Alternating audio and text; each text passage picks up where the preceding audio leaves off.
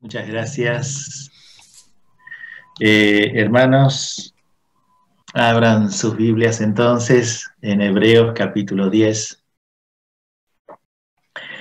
Y continuamos entonces en el estudio de esta carta tan preciosa. Está escrito en un griego muy académico, posiblemente el mejor de todos los escritos en cuanto al idioma griego de todo el Nuevo Testamento. Lo escribió un maestro en griego en orden superlativo, un eximio manejo idiomático, y nosotros nos damos cuenta por el contenido de la epístola a los Hebreos que es muy profundo, muy aleccionador, tiene muchísima cantidad de conceptos, tiene armados muchísimos bosquejos, y en el capítulo 10 es un capítulo que termina un orden que se viene dando interno dentro del libro, de la carta, y se da paso a otro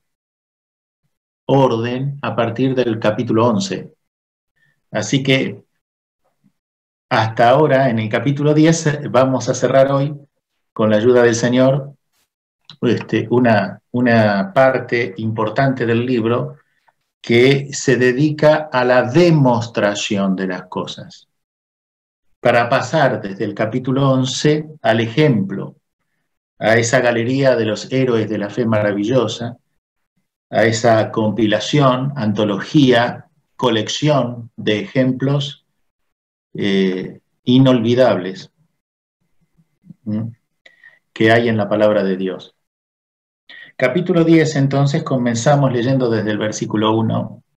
Porque la ley, teniendo la sombra de los bienes venideros, no la imagen misma de las cosas, nunca puede, por los mismos sacrificios que se ofrecen continuamente cada año, hacer perfectos a los que se acercan a ella.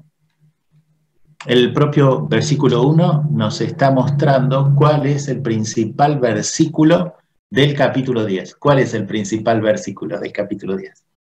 El capítulo 14, porque habla de hacer perfectos, ¿no? El capítulo 10, versículo 14, es el principal versículo del capítulo 10. Dice, porque con una sola ofrenda hizo perfectos para siempre a los santificados. Habla del donante, habla del porqué y habla de la condición de los beneficiarios. Hay mucho contenido dentro de solo un versículo.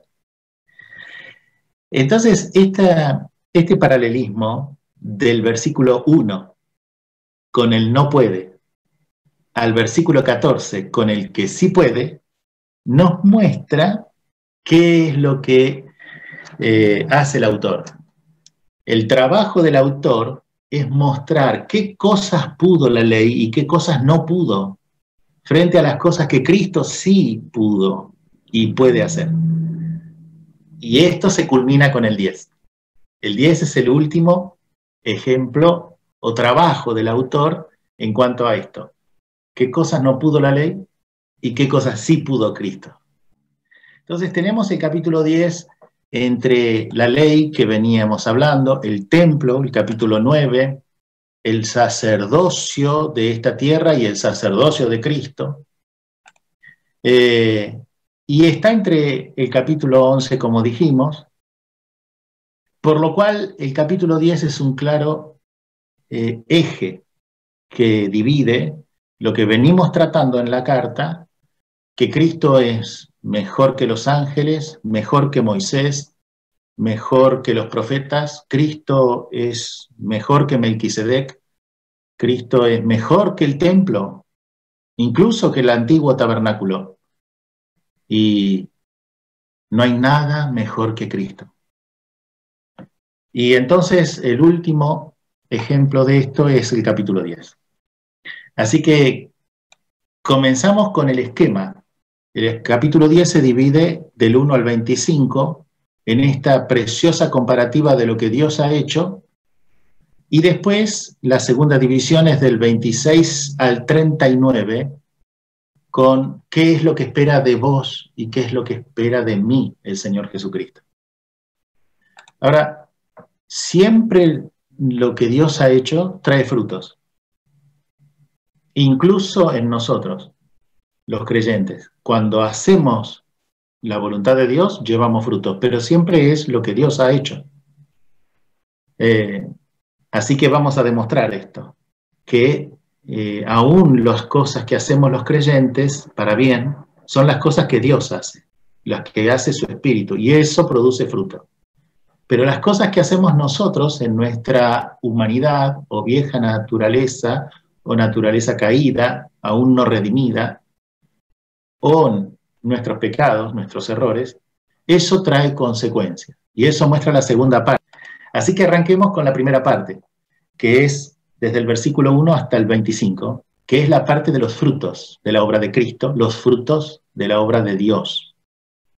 ¿Y cómo lo va a mostrar? Comparando que no pudo hacer la ley. Vean que una y otra vez repite, nunca puede. Ya hemos leído el versículo 1. En el versículo 2 hay una trilogía ahora. Ahí está, 2, 3 y 4. ¿Cuál es la trilogía? Bueno, la ley no puede limpiar las conciencias. Versículo 2. La ley no puede limpiar la memoria de las personas. Versículo 3. Y la ley no puede limpiar el corazón de todo pecado. Versículo 4. ¿Qué es lo que está tratando de demostrar el autor aquí?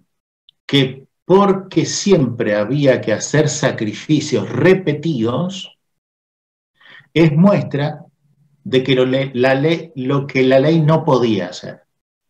Si bien la persona arrepentida llevaba a un animalito al sacerdote para que lo pueda ofrecer para limpiar sus pecados, no podía limpiar definitivamente la conciencia del pecador. Solamente la aquietaba, o lo que significa propiciaba. La propiciación es poner una tapa, poner una cobertura, o tapar, cubrir la acusación de la conciencia.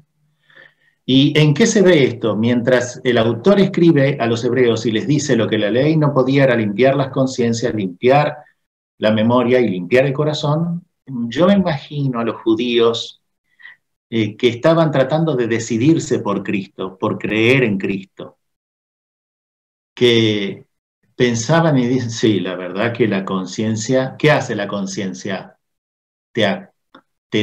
La conciencia te acusa del pecado. Y cuando el autor habla de la memoria, versículo 3, y sí, ¿qué hace la memoria? La memoria te trae los recuerdos de los pecados que cometiste. Y entonces, ¿cómo te hace sentir? Culpable. La conciencia te acusa, la memoria te hace sentir culpable del pecado. Y en definitiva, el versículo 4 dice, no puede limpiar el corazón de todo pecado. ¿Y eso cómo te hace sentir? Y triste, angustioso. Y como que todo el trabajo de llevar un animalito y sacrificarlo no es suficiente. Yo me acuerdo en el campo cuando una vez fuimos, yo era chiquito, y la primera vez que vi a un tío mío agarrar un corderito y degollarlo para hacerlo al asador, porque habíamos ido nosotros y quería hacer un corderito al asador. Aquel mediodía no pude comer el corderito.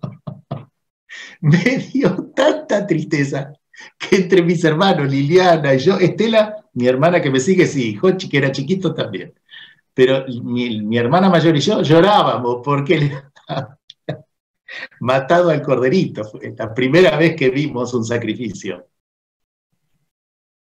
Bueno, esta es la parte anecdótica. Pero, ¿cuánto dolor sentiría la persona que llevaba el mejor corderito de su rebaño? Le quitaba la posibilidad a su familia del sustento con ese corderito. Y lo tenía que llevar al sacrificio. ¿Por qué? Por culpa suya, por sus pecados.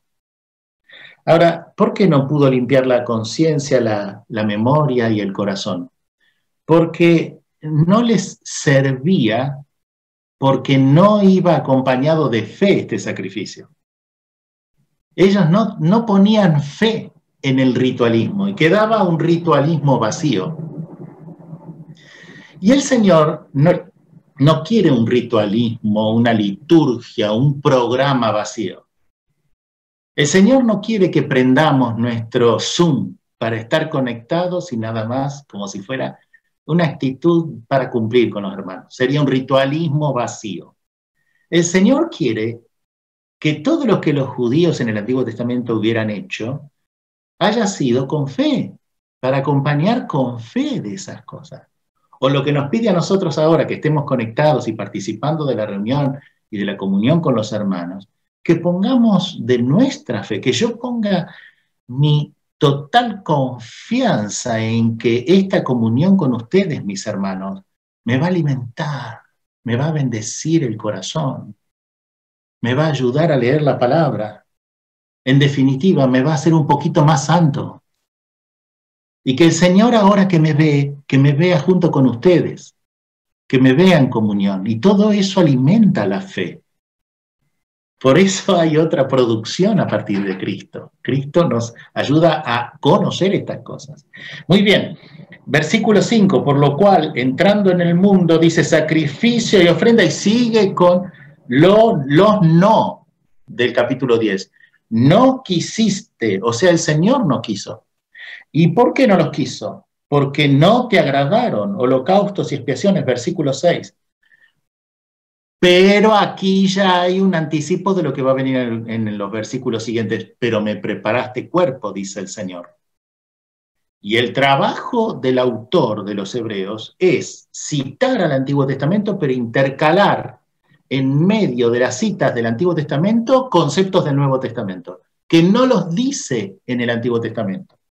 Por ejemplo, está citando a Isaías 1:11 y Miqueas 6:6.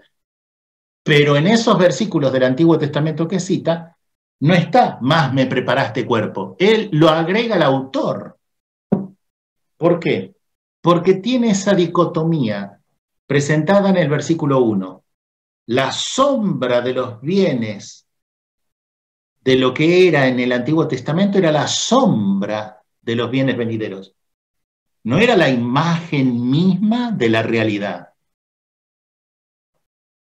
Nosotros acá, hermanos, estamos viviendo como por un espejo, como una sombra de lo que vamos a vivir en el cielo. ¿Qué será estar en el cielo? Esa es la realidad que nos espera. Esa es la verdad. Esa es la plenitud.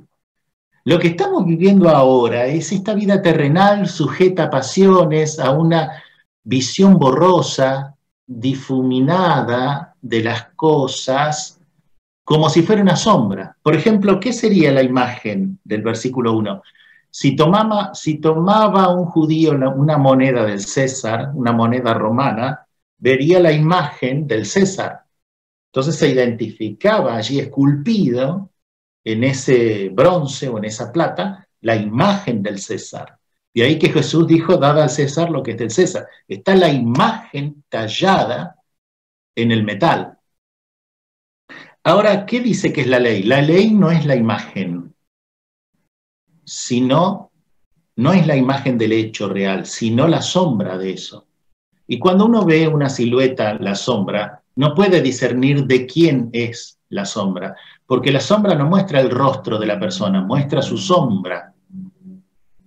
Por eso la ley mostró como la sombra, es esa parcialidad con falta de discernimiento y de conocimiento pleno de las cosas que nosotros hoy en el Nuevo Testamento sí gozamos, sí vemos, como dice Pablo a los Efesios 1:18, alumbrando los ojos de vuestro entendimiento para que sepáis cuál es la esperanza a que hemos sido llamados y la herencia de los santos en luz. El mundo tiene los ojos enceguecidos. Los creyentes hemos tenido apertura visual a través de la fe. Por eso dice el versículo, entonces retomamos versículo 6, y el 5 y el 6 dice que el Señor no quiso esto, ni le agradó, porque no iba acompañado de fe. Y sigue el versículo 7 y el versículo 8 diciendo que los no, el 8, sacrificio y ofrenda por holocaustos y expiaciones por el pecado, no quisiste. Entonces, ¿por qué se hacían tantos sacrificios en el Antiguo Testamento? ¿Quién los quería? ¿No los quería Dios a los sacrificios? Por eso los puso. En Levítico 1, 2, 3, 4 y 5 explica la clase de sacrificios que había que hacer por su pueblo. Sí, pero también pidió amor. En Deuteronomio 6:4 el Señor dijo, oye Israel, Jehová vuestro Dios, Jehová uno es. Y el primero de todos y el principal de los mandamientos es, amarás a Jehová tu Dios con todo tu corazón y con toda tu mente y con todas tus fuerzas. Y lo que a Israel llevó al Señor fueron sacrificios sin el amor. Eran expiaciones sin fe. Eran holocaustos sin devoción. Entonces, no sirvió. Por eso dice en Hebreos 4:2, como hemos leído, a ellos no les sirvió esto del Antiguo Testamento por no ir acompañado con fe. Y entonces, versículo 9, versículo 11, porque nunca pueden, al final, ¿no? Esas cosas nunca pueden quitar los pecados. Ahora, hasta aquí vienen los no. No tendrán. Ahora veamos en Cristo. Sí se puede. En Cristo tenemos todo este conjunto de maravillosos sí. Cristo sí puede. Versículo 10. En esa voluntad somos santificados mediante la ofrenda del cuerpo de Cristo, hecha una sola vez y para siempre. Versículo 12.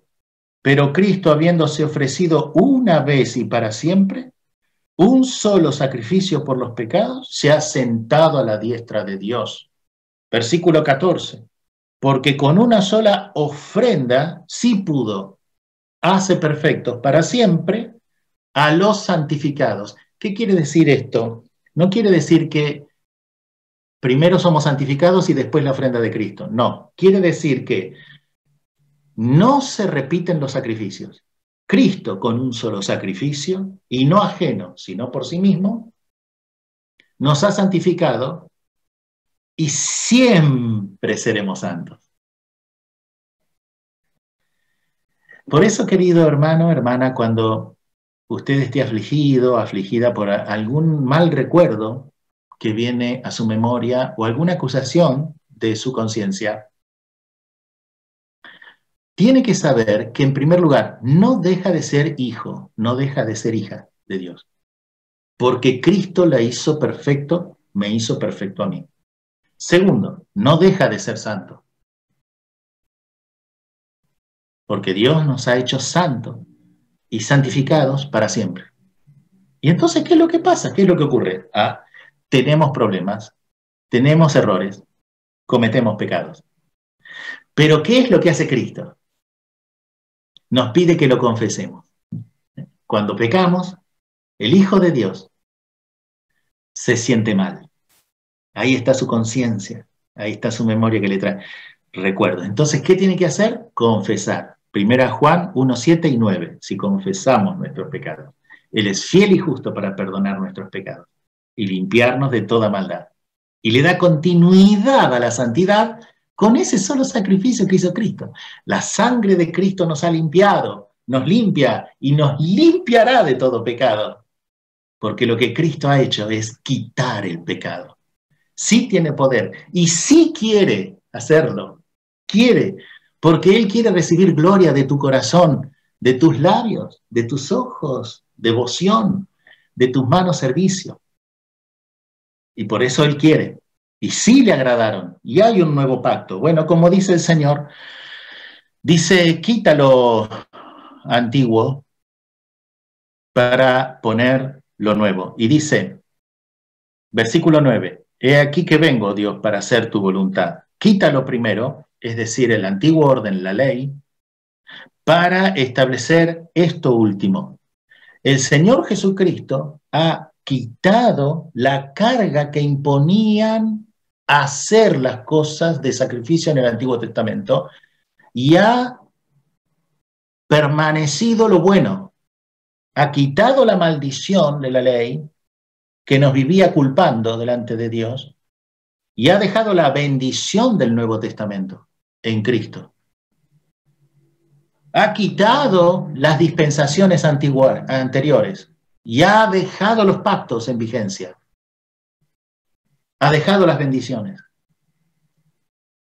Ha disipado las sombras. Ha revelado la imagen misma de Dios. ¿Quién es la imagen misma de Dios? El Hijo de Dios, Jesucristo. Así que viene ahora 3 versículos de nexo para la exhortación final de esta primera parte del capítulo. Versículos 19, 20 y 21. ¿Qué tenemos? Tenemos libertad para entrar al lugar santísimo, porque el velo que dividía el lugar santo del santísimo se ha roto. Y eso nos ha mostrado que podemos acceder a la presencia misma de Dios. Como dicen en el capítulo 4, versículo 16 o 12, no recuerdo bien. Dice que acerquémonos al trono de la gracia para encontrar gracia y oportuno socorro. Pero también tenemos el camino, versículo 20, un camino nuevo y vivo. Nosotros nunca tenemos que olvidarnos que les está escribiendo al pueblo del Antiguo Testamento de Dios. Así que les está mostrando que el camino ahora, en este nuevo pacto, Nuevo Testamento, es Cristo. Así que tenemos un camino y con letras mayúsculas. Versículo 21. ¿Y qué tenemos? Un nuevo intercesor, ya no aquellos sacerdotes que sacrificaban animalitos. Así que contando con esto de parte de Cristo, nos impele, nos exhorta, nos pide frutos, que son los frutos de Dios que van a estar en todo nuevo renacido, en todo verdadero hijo de Dios.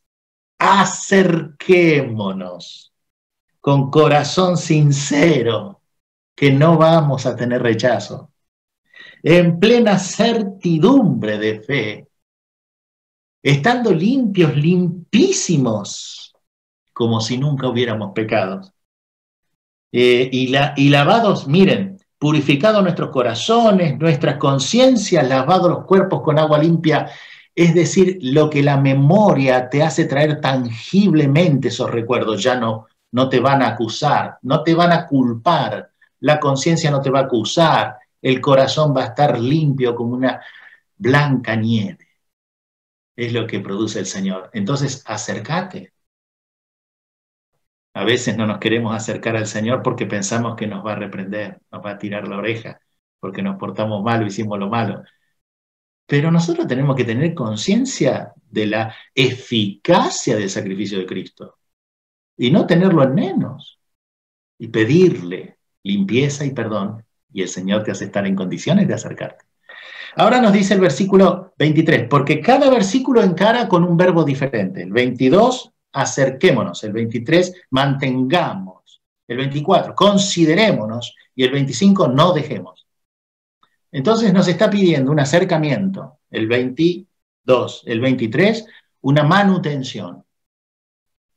Tenemos que bregar por el trabajo, por la unidad que ha conquistado Cristo y que el Espíritu está uniendo en sus lazos invisibles e indisolubles de la fe.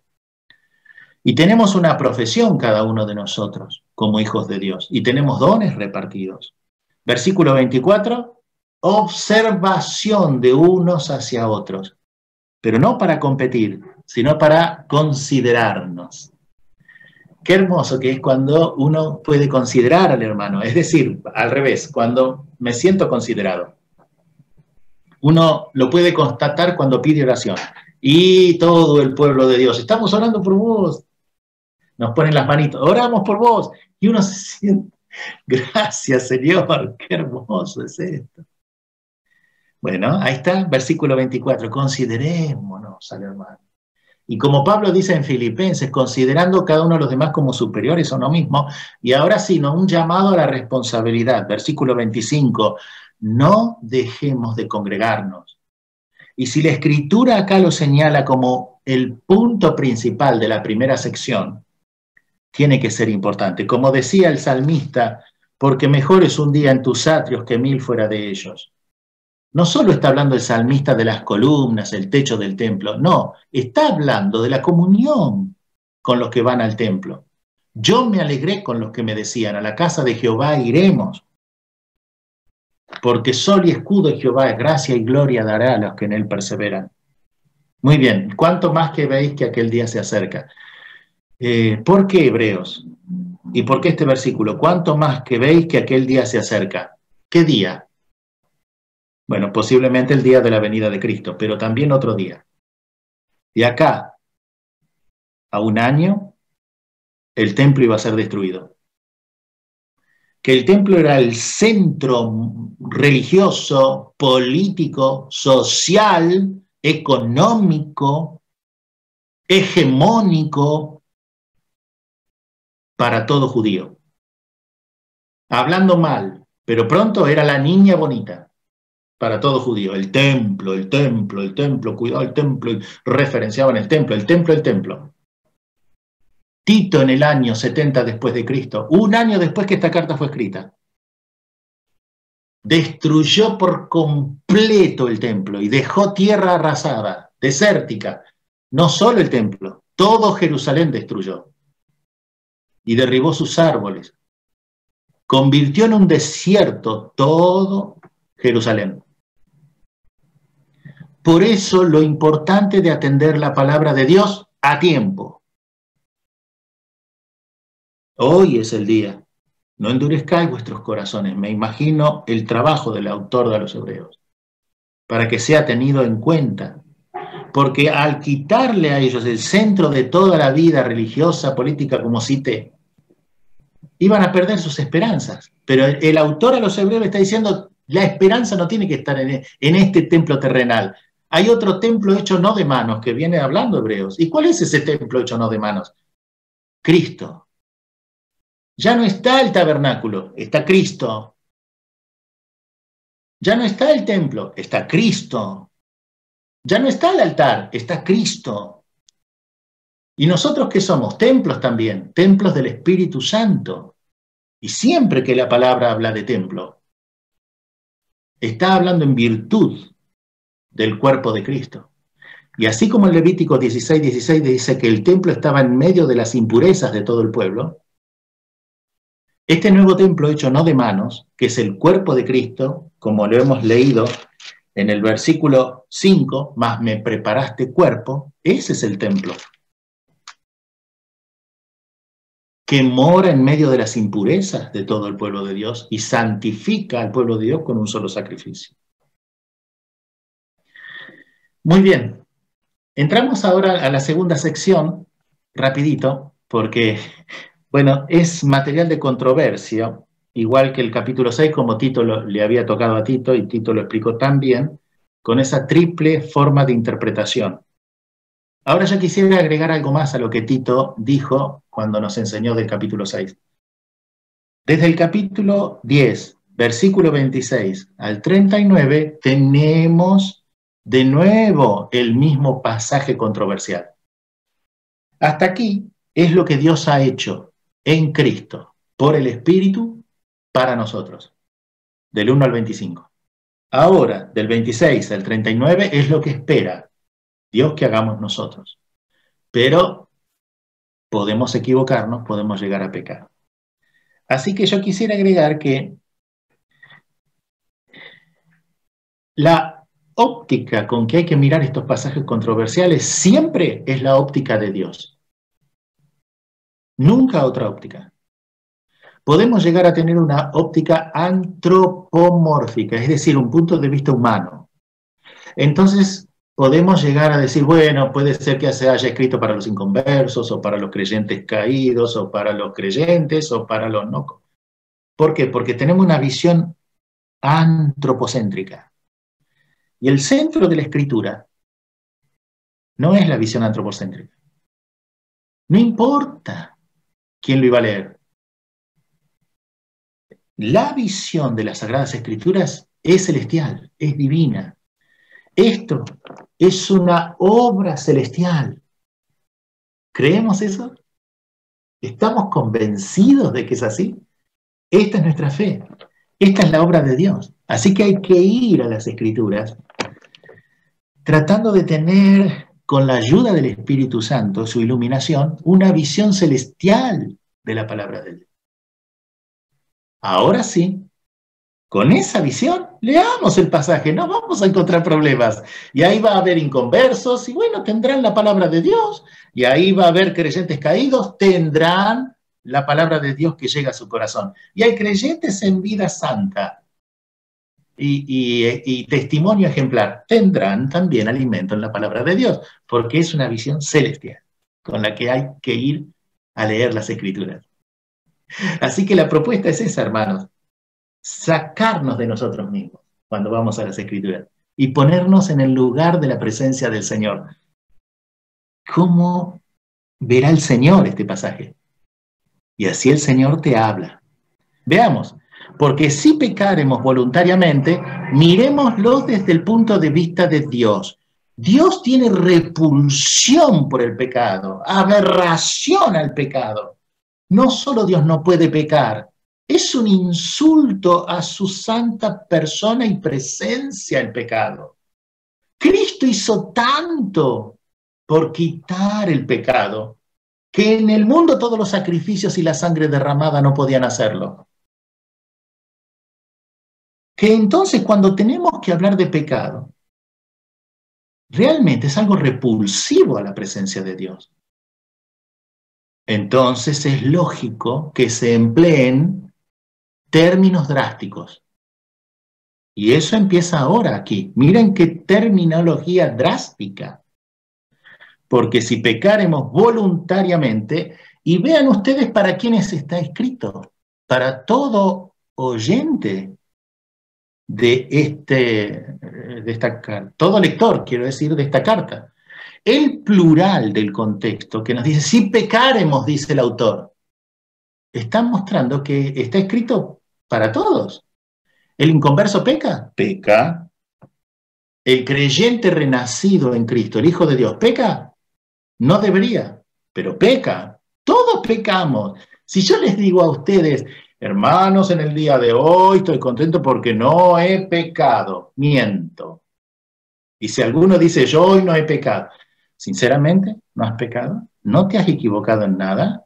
Ah, bueno, equivocarme sí. Bueno, eso es un pecado delante de Dios. Nuestras equivocaciones, nuestros yerros, son pecados. No son un gran pecado, como un crimen, que es una aberración, quitar la vida, pero sí son pecados. Entonces todos pecamos y pecamos continuamente. Entonces, ¿por qué pecados murió Cristo? Por todos los pecados. Pero hay pecados que traen consecuencias drásticas, severas, y hay pecados que no son de muerte. Ya lo hemos explicado a las categorías de pecado. Pero acá entonces va a hablar del pecado voluntario. ¿Qué significa el pecado voluntario?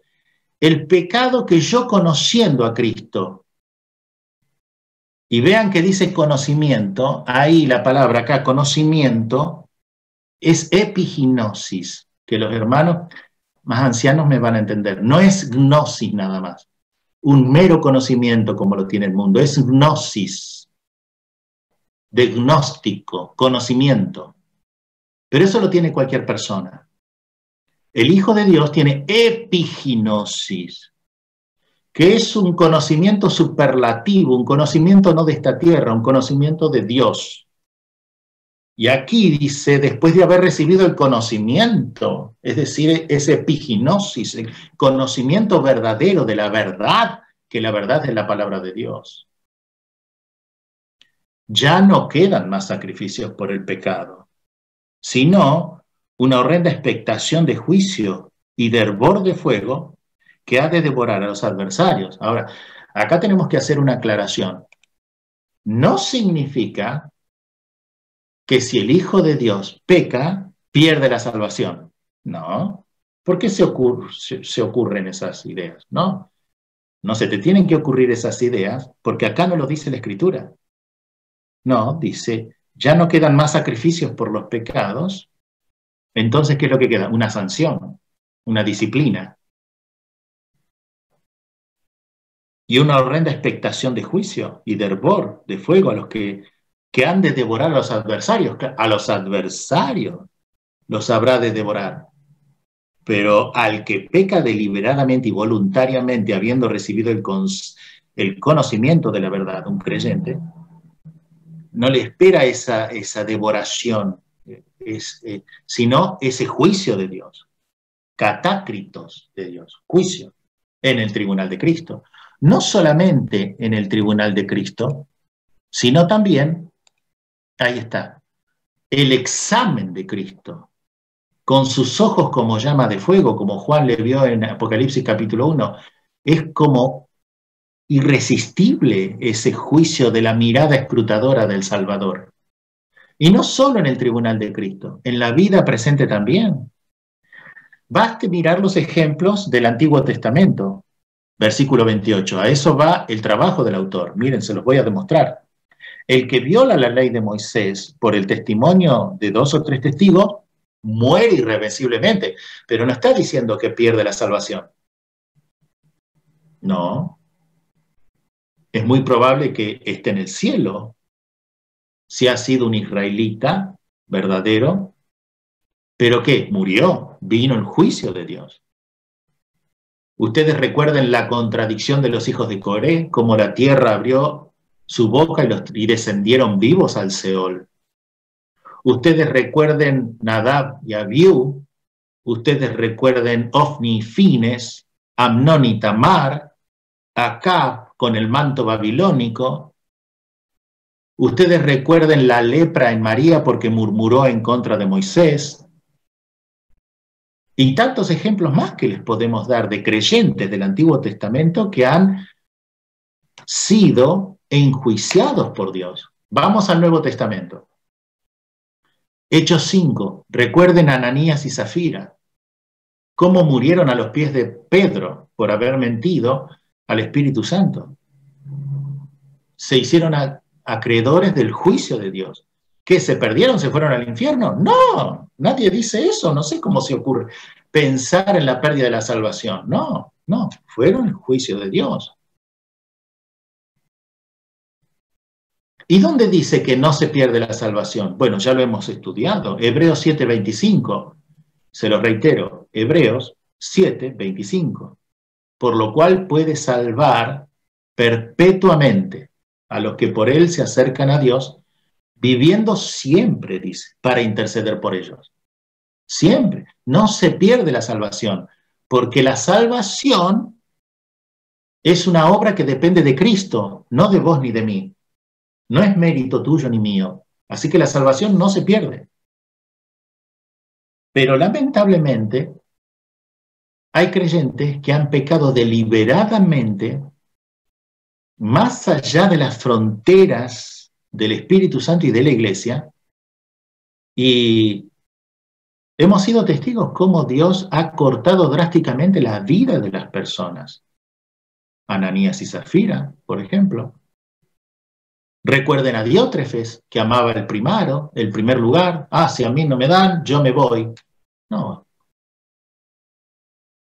Y no dicen que Diótrefes no era del Señor. Sí que era del Señor. ¿Cómo no va a ser del Señor? Pero pecaba deliberadamente. Entonces está la disciplina del Señor. Miren ustedes, aquí se los escribí para que ustedes recuerden. 1 Corintios capítulo 10, versículo 27, está hablando de la cena del Señor, cuando se participa indignamente. Y vean ustedes cómo tiene coherencia con este pasaje. De manera que cualquiera que comiere de este pan o bebiere de esta copa, del Señor, ¿no? Indignamente, es decir, no habiendo confesado sus pecados y teniéndolos en poco. Por eso dice aquí que que después que ha recibido y peca voluntariamente, y dice versículo 29, ¿cuánto mayor castigo pensáis que merece? Ven, castigo, castigo, pero no pérdida de la salvación. Y en el capítulo 12 habla de que el padre que ama a su hijo lo castiga para corregir. ¿Ven? Disciplina del Señor. Y dice, ¿cuánto mayor castigo pensáis que merecerá el que pisoteare al Hijo de Dios y tuviere por inmunda la sangre del pacto en la cual fue santificado e hiciere afrenta al Espíritu de gracia? Pues conocemos al que dijo, mía es la venganza, yo daré el pago. Entonces, volvemos al de 1 Corintios. Miren aquí. Indignamente, será culpado del cuerpo y de la sangre del Señor. Y les está hablando a creyentes. Hermanos, una cosa es que nosotros sin querer ofendamos y otra cosa es que ofendamos a propósito. Hermanos, una cosa es que yo opine con vehemencia y con convicción, y otra cosa es que yo quiera imponer mi opinión y mi decisión y salirme con la mía y que se haga lo mío. Son cosas diferentes y el accionar tiene que ser controlado por el Espíritu Santo de Dios. Si no, caemos en grande mal y afrenta. Y el Hijo de Dios, como todo Hijo de Dios, como las hijas de Dios, manejamos y administramos cosas santas que son del Señor. En las reuniones de oración, en la cena del Señor, en la palabra del Señor, en la comunión con los santos. ¿Cómo vamos a manejar esas cosas santas con las manos manchadas? Así que para el Señor esto es atroz. Y es despreciar el sacrificio de Dios mismo que hizo por limpiarnos.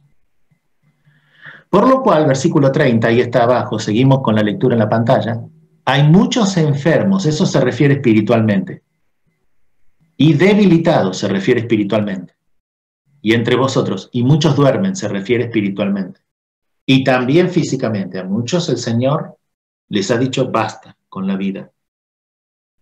¿Por qué? Hubo un caso de una inmoralidad en 1 Corintios 5, fue muy, muy terrible la caída en ese pecado, y entonces ustedes después leanlo en la segunda carta, capítulo 2 y capítulo 7, lo restaura. Pero cuando llega la disciplina, Pablo dice, entregadlo a Satanás para mortificación de la carne. Entonces, cuando hay una disciplina en la iglesia es, primero, porque el pecado ofende demasiado a Dios.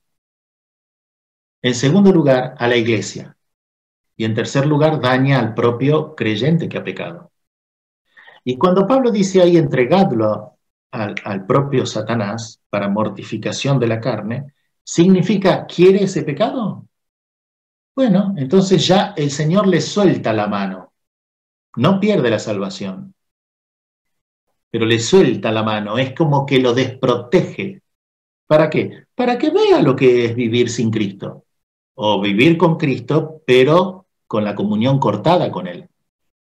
Para que vea lo que es alejarse de la casa del Padre. ¡Oh! ¿Cómo sufre el alma en pecado? Y máxime el alma que fue limpiada por Cristo. Por eso, mis hermanos, yo primero, este pasaje es para mí. Para que me advierta de llevar una vida de santidad y de temor ante el Señor. Hay que tener mucho temor del Señor. Horrenda cosa es caer en manos del Dios vivo. Ahora, bueno, esos otros que piensan que este pasaje está escrito para los que no son hijos de Dios. Bueno, también, ¿por qué no? Puede haber entre la iglesia quienes todavía no tienen a Cristo en el corazón y desprecian la sangre de Cristo. Todo lo que Cristo hizo por bendecirnos. ¿Creen que van a salir inmunes de semejante acción? rechazar a Cristo. Ahora versículos 32 en adelante. Traiga a la memoria los días pasados en los cuales después de haber sido iluminados sostuviste con gran combate de padecimientos. ¿Por qué? Porque los judíos, ahora les invita hasta el final, del 32 hasta el 39, que miren el pasado, que observen el presente y se proyecten al futuro. Dice que todo judío que recibía a Jesucristo como Salvador era el desprecio de su familia, tenía el desprecio de su familia judía y también era desheredado. Pablo fue desheredado. Tuvo el desprecio de su familia por recibir a Cristo. Pero dice, todas las cosas que eran ganancias para él, las estimo como pérdida, no importa. Prefiero ser pobre, pero de Cristo. Prefiero tener solo una ropa para vestir, pero el corazón limpio. Prefiero perder todos mis bienes, títulos, posiciones, rango y sociedad, pero ser parte de la iglesia de Jesucristo. Así que ellos habían pasado por ese desprecio. Bueno, sigan adelante, les pide. Miren el presente, componentes de la iglesia. Esas pérdidas terrenales no pueden deteriorar la confianza puesta en el Evangelio. Y ahora, proyectándonos al futuro, miren qué dice el 39, nosotros no somos de los que retroceden para perdición, sino de los que tienen fe. Y ahí nos introduce en el capítulo 11. Fe. Es esa palabra crucial que define al verdadero del falso, al hijo de no hijo. ¿A quién es verdaderamente del que no es? Fe. Para preservación del alma.